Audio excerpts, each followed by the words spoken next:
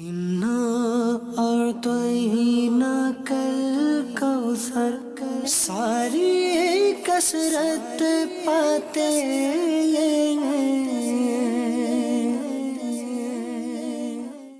الحمد للہ رب العالمین والصلاة والسلام علی سید الانبیاء والمرسلین اما بعد فاعوذ باللہ من الشیطان الرجیم بسم اللہ الرحمن الرحیم الصلاة والسلام علیک یا رسول اللہ وعلی آلک واصحابک یا حبیب اللہ الصلاة والسلام علیک یا نبی اللہ وعلی آلک واصحابک یا نور اللہ۔ مدنی چینل کے ناظرین، الحمدللہ عز و جل سلسلہ ساری کثرت پاتے یہ ہیں میں حاضر ہیں، اور اس سلسلے کے اندر الحمدللہ سورۃ الکوثر کی تفسیر ہمیں سننے کی سعادت حاصل ہو رہی ہے۔ بالخصوص اس کے لفظ الکوثر کی تفسیر ہم سن رہے ہیں۔ پچھلے سلسلے میں ہم نے یہ سننے کی سعادت حاصل کی تھی کہ نبی کریم صلی اللہ تعالیٰ علیہ وآلہ وسلم کی شفاعت کوثر سے مراد ہے، اور اس لیے کہ نبی کریم صلی اللہ تعالیٰ علیہ وآلہ وسلم کی شفاعت بھی کثیر ہے، اس لیے علماء نے کوثر کا معنی شفاعت مصطفیٰ صلی اللہ تعالیٰ علیہ وآلہ وسلم کیا ہے۔ پچھلے سلسلے میں 2 آیتیں سننے کی سعادت حاصل کی تھی۔ دوسری آیت کے تحت ایک حدیث پاک بھی بیان کی گئی تھی۔ اسی ضمن میں امام اہل سنت اعلیٰ حضرت رحمۃ اللہ تعالیٰ علیہ فرماتے ہیں کہ قرآن مجید میں اللہ تبارک و تعالیٰ نے یہ ارشاد فرمایا کہ وَلَسَوْفَ يُعْطِيكَ رَبُّكَ فَتَرْضَى، اور ان قریب آپ کا رب آپ کو اتنا دے گا کہ آپ راضی ہو جائیں گے۔ اس ضمن میں ایک حدیث تو حضرت علی رضی اللہ تعالیٰ عنہ کی پیچھے گزری کہ حضور علیہ السلام نے اس پر یہ ارشاد فرمایا تھا اذن لا ارضى وواحد من امتی فی النار، کہ اس وقت تک میں راضی نہیں ہوں گا جب تک کہ میرا کوئی بھی امتی جہنم کے اندر ہو، یعنی تمام کو میں جہنم سے نکالوں گا۔ اسی طرح کی ایک اور صریح حدیث مبارکہ طبرانی اوسط کے اندر اور مسند بزار میں حضرت علی رضی اللہ تعالیٰ عنہ ہی سے مروی ہے کہ حضور شفیع المذنبین صلی اللہ تعالیٰ علیہ وآلہ وسلم فرماتے ہیں کہ اشفع لامتی حتی ینادینی ربی قد ارضیت یا محمد فاقول ای ربی قد رضیت، یعنی میں شفاعت کرتا رہوں گا اپنی امت کی یہاں تک کہ میرا رب مجھے ندا دے گا، پکارے گا کہ اے محمد صلی اللہ علیہ وسلم آپ راضی ہو گئے، تو میں عرض کروں گا کہ ہاں اے میرے رب میں راضی ہو گیا۔ یعنی حضور علیہ السلام اپنی امت کی شفاعت فرما کر راضی ہونے کا اعلان فرمائیں گے۔ قرآن مجید فرقان حمید میں اللہ تبارک و تعالیٰ نے کئی اور مقامات پر بھی نبی کریم صلی اللہ تعالیٰ علیہ وآلہ وسلم کی خصوصی طور پر شفقت و مہربانی اور آپ کی شفاعت کے حوالے سے ذکر کیا ہے۔ جیسا کہ بیان ہمارا جو مقصود ہے وہ یہ ہے کہ نبی کریم صلی اللہ تعالیٰ علیہ وسلم کی شفاعت بڑی عام ہے۔ اگر ہم اس پہ غور کریں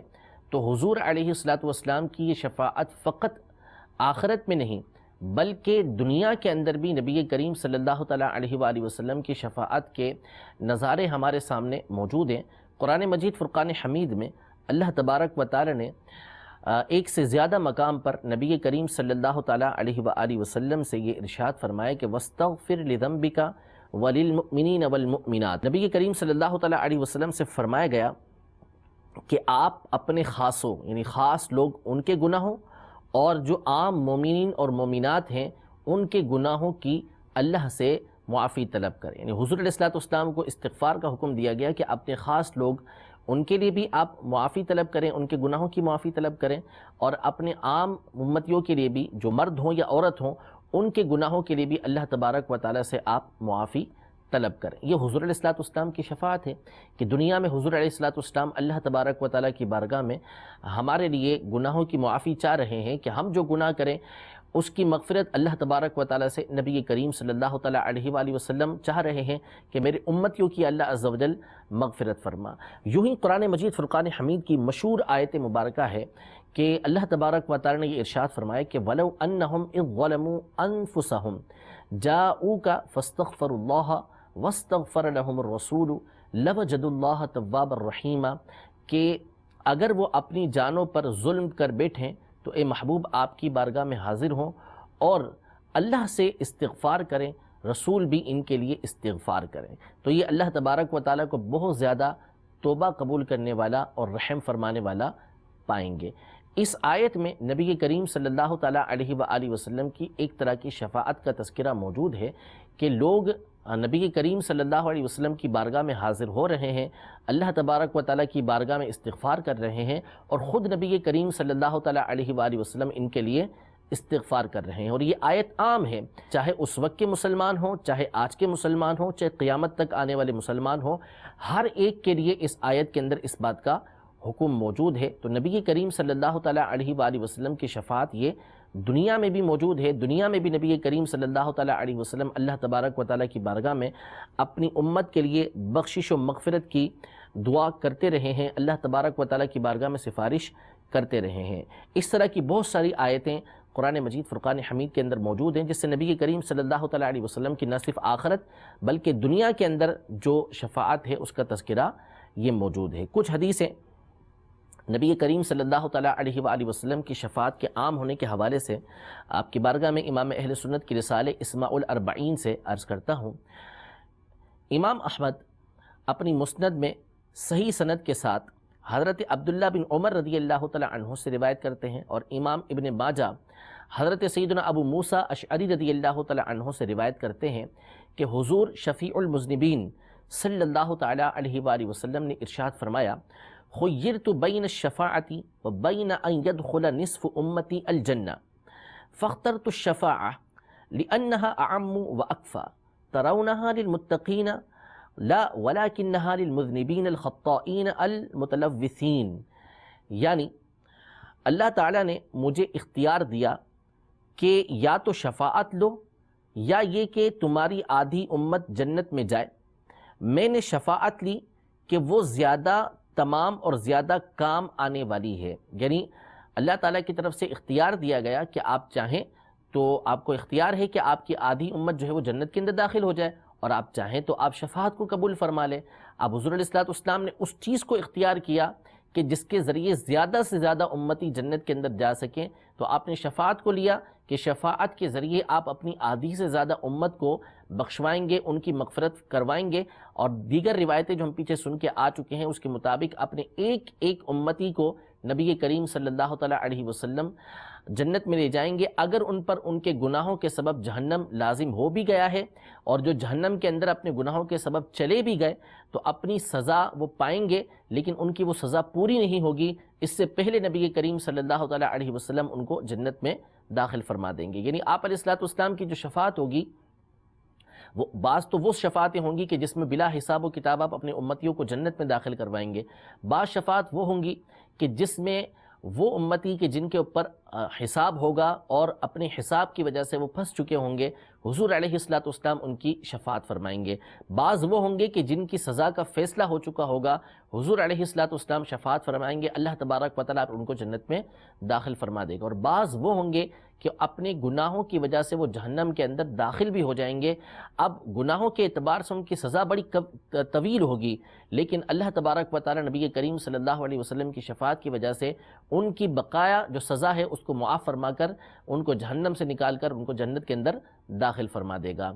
تو نبی کریم صلی اللہ تعالیٰ علیہ وسلم کی شفاعت اس قدر عام ہوگی، اس لیے آپ علیہ الصلوۃ والسلام نے شفاعت کو اختیار فرمایا کہ آدھی امت سے بہتر یہ ہے کہ شفاعت کا اختیار لے لیا جائے۔ اور پھر اس کے بعد بڑی ہی خوبصورت بات نبی کریم صلی اللہ تعالیٰ علیہ وآلہ وسلم نے بیان فرمائی، اور اس حدیث کو نقل کر کے اور اس کے بعد ایک اور حدیث کو نقل کر کے گویا کہ امام اہل سنت جھوم اٹھے، اور جھوم کر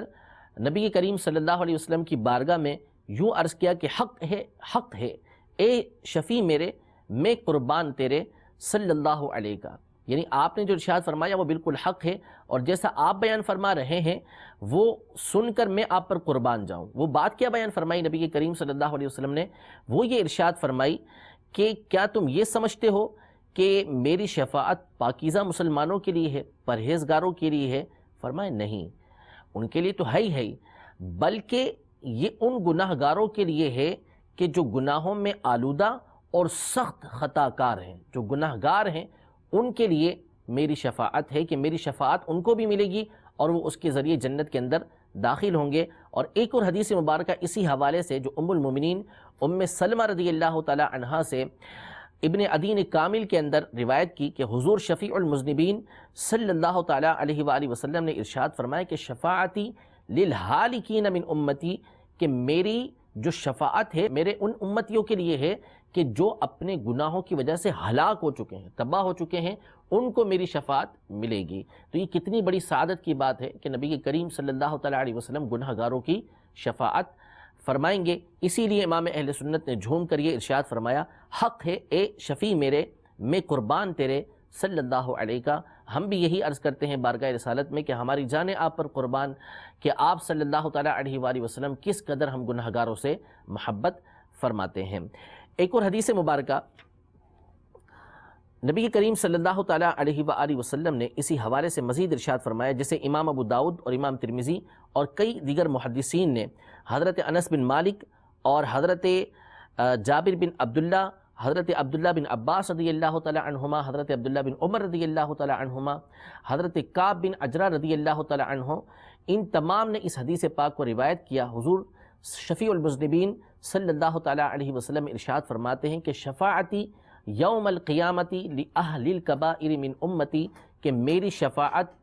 قیامت کے دن میری امت کے ان لوگوں کے لیے ہے کہ جو کبیرہ گناہوں کے اندر مبتلا ہیں، جو کبیرہ گناہوں کے اندر مبتلا ہوئے ہیں، ان کی نبی کریم صلی اللہ تعالیٰ علیہ وآلہ وسلم شفاعت فرمائیں گے۔ اور ایک اور حدیث مبارکہ جسے خطیب بغدادی نے سیدنا ابو دردہ رضی اللہ تعالیٰ عنہ سے روایت کیا کہ حضور شفیع المذنبین صلی اللہ تعالیٰ علیہ وآلہ وسلم نے ارشاد فرمایا کہ شفاعتی لأہل الذنوب من امتی، میری شفاعت میرے گنہگار امتیوں کے لیے ہے۔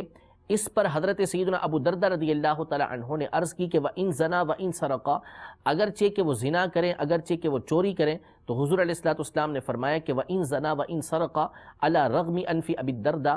اگرچہ زانی ہوں، اگرچہ وہ چور ہوں، چوری کرتے ہوں، برخلاف حضرت ابو دردہ کی خواہش کے۔ اس طرح کی اور بہت ساری حدیثیں ہیں جو انشاءاللہ تبارک و تعالی ہم آگے مزید ذکر کر رہے ہیں تاکہ ہمیں حضور علیہ السلام کی شفاعت کے بارے میں معلوم ہو، لیکن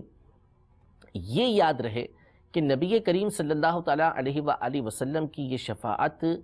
آپ کی امت کے ان لوگوں کے لیے ہے کہ جو ایمان کے ساتھ اس دنیا سے رخصت ہوئے۔ اگر ایمان برباد ہو گیا، ایمان نہ رہا، تو پھر شفاعت میں سے حصہ نہیں، کیونکہ قرآن مجید فرقان حمید میں اللہ تبارک و تعالی واضح طور پہ یہ ارشاد فرما چکا ہے، ان اللہ لا یغفر ان یشرک بہ ویغفر ما دون ذلک لمن یشاء، یعنی بے شک اللہ تبارک و تعالی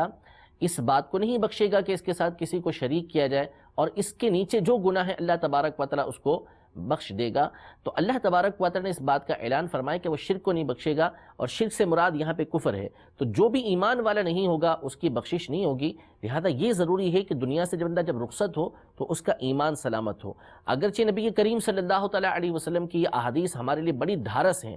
اور نبی کریم صلی اللہ تعالیٰ علیہ وسلم کے تمام فرامین حق اور سچ ہیں، لیکن حضور علیہ السلام اللہ تبارک و تعالیٰ کی نافرمانی سے دور کرنے کے لیے، اللہ تبارک و تعالیٰ کی فرما برداری کی طرف بلانے کے لیے دنیا میں تشریف لائے تھے۔ ان احادیث طیبہ کا ہرگز یہ مطلب نہیں کہ لوگ گناہوں کے اندر مبتلا ہوں، لوگ اللہ تبارک و تعالیٰ کی نافرمانی میں مبتلا ہوں، اور پھر وہ یہ کہیں کہ ہم نبی کریم صلی اللہ علیہ وسلم کی شفاعت سے بخشے جائیں گے۔ یاد رکھیے کہ گناہ وہ نحوست ہے کہ جس کی وجہ سے بندے کا ایمان برباد ہو سکتا ہے۔ ان احادیث طیبہ کا جو مقصد ہے وہ یہ ہے کہ بندہ گناہوں کی وجہ سے اللہ اور اس کے رسول کی رحمت سے مایوس نہ ہو، بلکہ اللہ تبارک و تعالیٰ کی رحمت پر امید رکھے، اللہ تبارک و تعالیٰ کی رحمت پہ یقین رکھے، نبی کریم صلی اللہ تعالیٰ علیہ وآلہ وسلم کی شفاعت کا امیدوار ہو، اور اپنے گناہوں سے اللہ کی بارگاہ میں توبہ کرے، اللہ تبارک و تعالیٰ سے معافی مانگے، اور پھر نبی کریم صلی اللہ تعالیٰ علیہ وآلہ وسلم کی تعلیمات پر عمل کرے۔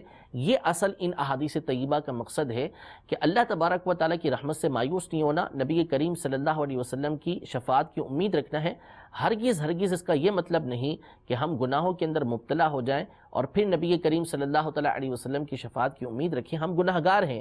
اس سے انکار نہیں، لیکن ہمارا جو طریقہ کار ہے وہ یہی ہونا چاہیے کہ ہم نے گناہوں سے بچنا ہے، کہ گناہوں کی بہت بڑی نحوست یہ ہے کہ ایمان ضائع ہو سکتا ہے۔ تو اللہ تبارک و تعالی ہم سب کو نبی کریم صلی اللہ تعالیٰ علیہ وآلہ وسلم کی شفاعت میں سے حصہ عطا فرمائے، ہمارے آباء و اجداد کو، ہماری نسلوں کو حضور علیہ السلام کی شفاعت میں سے حصہ عطا فرمائے، اور ساتھ ہی ساتھ ان احادیث طیبہ کا صحیح مطلب سمجھتے ہوئے اور حضور علیہ الصلوۃ والسلام کی شفقت و مہربانی کو سامنے رکھتے ہوئے آپ علیہ الصلوۃ والسلام کی خوب اطاعت و فرما برداری کرنے کی توفیق عطا فرمائے۔ انشاءاللہ تبارک و تعالی مزید اس حوالے سے بڑی خوبصورت احادیث طیبہ شفاعت مصطفیٰ سے متعلق اگلے سلسلے کے اندر بیان کرنے کی سعادت حاصل کریں گے۔ رب تبارک و تعالی ہمارا یہ پڑھنا اپنی بارگاہ میں شرف قبولیت عطا فرمائے، آمین بجاہ النبی الامین صلی اللہ تعالی علیہ وآلہ وسلم۔ انا اعطیناک الکوثر، ساری کثرت پاتے